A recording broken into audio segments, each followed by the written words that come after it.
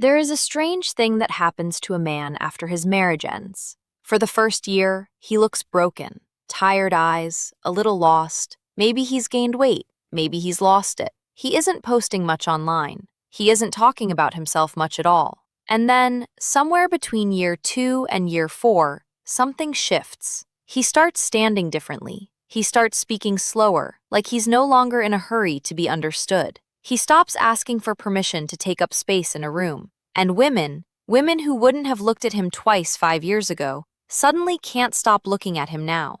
This isn't a coincidence. This isn't luck. This isn't he hit the gym and got a new haircut, although that might be part of it. What you're watching, when you watch a divorced man become irresistible, is a documented psychological process. Psychologists actually have a name for it. It's called post-traumatic growth. And it does something to a man's presence that dating apps, self-help books, and pickup lines could never fake. Today, we're going to break down exactly why divorced men, the ones who did the work, not the bitter ones, become magnetic to women without trying. We'll go through the science, the psychology, the specific behavioral shifts, and by the end of this video, you will understand something about human attraction that most people never figure out in a lifetime. Stick around until section 7, because that's the one nobody talks about. The real reason younger women, not just women his own age, start noticing him. But we build up to that properly, so let's start from the beginning. Here's the first thing that happens to almost every man during marriage, especially a long one.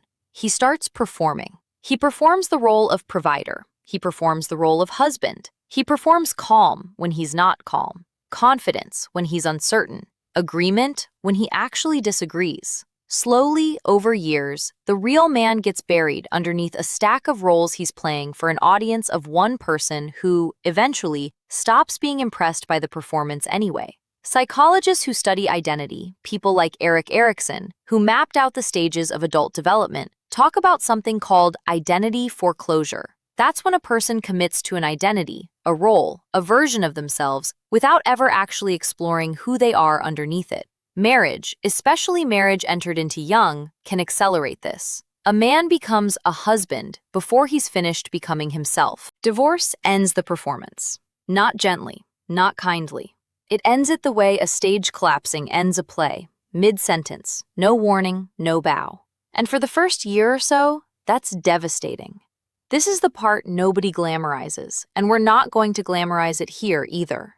Divorced men in the first 12 to 18 months are, frankly, not attractive to most women. They're grieving, they're confused. Some of them are angry in ways they haven't processed yet. This is real, and if you're watching this hoping for a shortcut past this stage, there isn't one, and anyone who tells you there is one is lying to you. But here's what happens on the other side. If, and only if, the man actually does the internal work instead of just waiting for time to pass. He rebuilds an identity from the ground up. Not the identity his parents gave him, not the identity his marriage required, an identity he actually chose. And a man who has consciously chosen who he is carries himself in a completely different way than a man who has simply inherited a role. This is the first ingredient of what we're calling rebuilt and irresistible energy. An identity that was chosen, not defaulted into. Women, even if they couldn't explain it in these exact words, can feel the difference between a man who is playing a character and a man who is simply being himself. One requires energy to maintain. The other requires none. And the one that requires no maintenance is the one that reads as effortless, magnetic, calm. Let's get specific about the psychology here, because this is where it gets genuinely fascinating. In 1996, two psychologists, Richard Tedeschi and Lawrence Calhoun, coined the term post-traumatic growth after studying people who had gone through major life disruptions, illness, loss, divorce, disaster. What they found was surprising. A significant number of people didn't just recover from these events.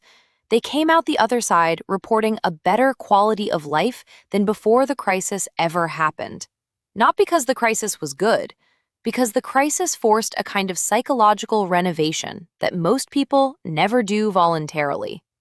Tedeschi and Calhoun identified 5 specific domains where this growth shows up, and every single one of them happens to be something women find, whether consciously or unconsciously, deeply attractive in a man. Domain 1. A greater appreciation for life. A man who has been through divorce and processed it properly stops sweating small things. He's not stressed about which restaurant you pick. He's not offended by a joke that doesn't land. He has a baseline of gratitude that reads as security. Domain 2. Closer, more meaningful relationships. He's not interested in 50 acquaintances anymore. He wants a handful of people he actually trusts. This selectivity, this refusal to perform friendliness with everyone, makes the attention he does give feel valuable. Scarcity, but earned scarcity, not manufactured scarcity. Domain 3. A sense of new possibilities. This is the man exploring hobbies, careers, cities, ideas he never let himself explore inside the marriage. New possibility energy is intoxicating to be around because it's the opposite of stagnation, and stagnation is one of the biggest attraction killers there is. Domain 4. Personal strength. He survived something that felt unsurvivable. He knows, in his bones now, that he can handle hard things. That knowledge doesn't need to be announced. It just sits underneath everything he does, like ballast in a ship. It's the reason he doesn't flinch at conflict, doesn't panic under pressure, doesn't need constant reassurance. Domain 5. Spiritual or existential development. Not necessarily religious, just a deeper relationship with meaning. Why am I here? What actually matters to me? Most people never ask these questions seriously until something forces them to. Now here's the part that connects all of this directly to attraction. Every one of these 5 domains reduces what psychologists call need-based behavior. A man who has done this work doesn't need a woman to complete him, validate him, or fix him. And paradoxically, the less a man needs a woman for his own psychological survival, the more attractive he becomes to her. This is not manipulation. This is not a trick. This is simply what a psychologically whole person radiates. And divorce, brutal as it is one of the fastest forced pathways into that wholeness that exists. There's a concept in relationship psychology called frame control, and while it gets thrown around a lot in low-quality dating advice content, the actual psychology behind it is legitimate and worth understanding properly. Before divorce, many men operate from what we could call a scarcity frame. This relationship is my only shot at love. This is my only chance at family. If this fails, I've failed as a man. That frame creates pressure, and pressure creates behavior that reads as needy. Over-texting, over-explaining, seeking constant reassurance, avoiding any conflict because conflict feels catastrophic. After divorce, after surviving the actual worst-case scenario his old frame was so afraid of, something remarkable happens. The catastrophe already occurred. He is still standing. The frame shatters, and something calmer replaces it. An abundance frame. Not in the sense of arrogance, but in the sense of, I have already survived the thing I was most afraid of, so this doesn't control me anymore. A man operating from this new frame doesn't chase. Not because he's playing hard to get. That's a strategy, and strategies are exhausting to maintain, which is exactly why they usually fail. He doesn't chase because chasing requires fear, and the fear that used to drive his chasing has already been tested against reality and found survivable. Women's attraction systems, from an evolutionary psychology standpoint, are deeply tuned to detect the difference between confidence as strategy and confidence as reality. Researchers studying nonverbal communication, people like Amy Cuddy in her work on presence, have shown that genuine internal calm produces measurably different body language than performed calm. More open posture, slower movements, longer eye contact without darting away, a lower and steadier vocal tone. These are not things a man can fake convincingly for long, but they're things that emerge naturally once the underlying fear is actually gone. That's why he attracts women without any effort. The effort isn't gone. It happened already, in the years of internal work after the divorce. What's left, visible on the outside, is simply the result. A man who isn't performing confidence because he no longer needs the performance. Let's be honest and practical for a moment, because pretending physical transformation doesn't matter would be dishonest, and this channel doesn't do dishonest. A huge number of divorced men do go through a physical rebuild: weight training, better sleep, cutting alcohol, new wardrobe, skincare, finally, at 38 instead of never. And yes, this matters. Physical vitality is one of the oldest attraction signals in existence, tied directly to health and resource capacity in evolutionary psychology terms. But here's the important nuance, and it's the difference between a man who's genuinely irresistible and a man who's just trying really hard now. The physical rebuild only reads as attractive when it's clearly a byproduct of the internal rebuild, not a replacement for it. A man who hits the gym because he finally respects his own body reads completely differently to a man who hits the gym because he's desperately trying to prove something to his ex-wife or to women in general. Same gym, same exercises, completely different energy in the room. Women pick up on the why behind behavior far more accurately than most men give them credit for. So if you're a man watching this, or if you're a woman trying to understand this about the man in your life, the physical transformation is real. It does matter, but it is a symptom of psychological rebuilding, not a substitute for it. This next part surprises people the first time they hear it, so let's slow down here. You would think a man with an obviously complicated past, an ex-wife, maybe kids from a previous marriage, financial baggage from a divorce settlement, would be a harder sell than a clean slate, never-married man of the same age. In practice, for many women, especially women who are themselves past their mid-20s and have had some relationship experience of their own, the opposite is often true. Here's the psychology. A never-married man in his late 30s or 40s is, statistically and psychologically, an unknown quantity. Why hasn't he committed? There are perfectly good reasons that exist, but there are also red flag reasons, and from the outside, a woman evaluating him has no reliable way to tell which one she's looking at.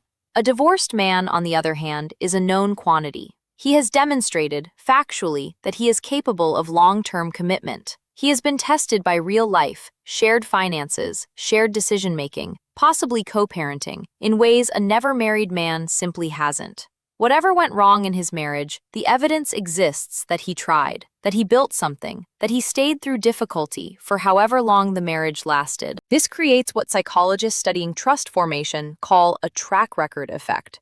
We instinctively trust demonstrated behavior over hypothetical behavior. I would be a good partner is a claim. I was a partner for years through real difficulty is evidence. Evidence is always more persuasive than claims, in every domain of human psychology, from advertising to courtroom testimony to dating. Add to this the fact that a divorced man who has done his internal work tends to know, with far more precision than a younger or never-married man, exactly what he wants and doesn't want in a partner. He's not guessing anymore. He's not going to waste years figuring out basic compatibility questions because he already learned those lessons expensively the first time. Women describe this as feeling seen faster, understood faster, chosen more deliberately. That's not a coincidence. That's a man who has done the diagnostic work already and simply isn't starting from zero. Here's something almost nobody talks about, and it might be the single biggest factor in this entire topic. Divorce forces emotional fluency in a way almost nothing else in a man's life does. Therapy, if he went, and increasingly divorced men do go, forces him to articulate feelings he'd never had language for. Co-parenting, if children are involved, forces him to regulate his emotions under real pressure, repeatedly, with real consequences if he fails. Rebuilding a social life from scratch forces him to have actual vulnerable conversations with new people, instead of coasting on decade-old friendships that never required emotional depth. By the time this man is dating again, he has, often without realizing it, developed something researchers in relationship psychology call emotional granularity, the ability to identify and name specific emotional states with precision, rather than lumping everything into vague categories like fine or stressed or annoyed. This matters enormously in attraction because emotional granularity is directly linked to a partner's sense of being understood. A man who can say, "I think I'm feeling a bit defensive right now because that comment touched on something from my marriage," not because of anything you did, is doing something incredibly rare. Most men, most people, never develop this skill unless something forces them to. And it doesn't read as soft or weak, which is the fear a lot of men have about emotional openness.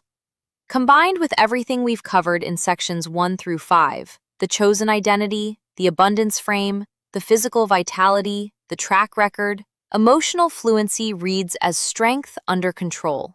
It's the difference between a wild river and a river with banks. The power is the same. One is dangerous. The other is beautiful to be near. All right, this is the section I told you we'd get to.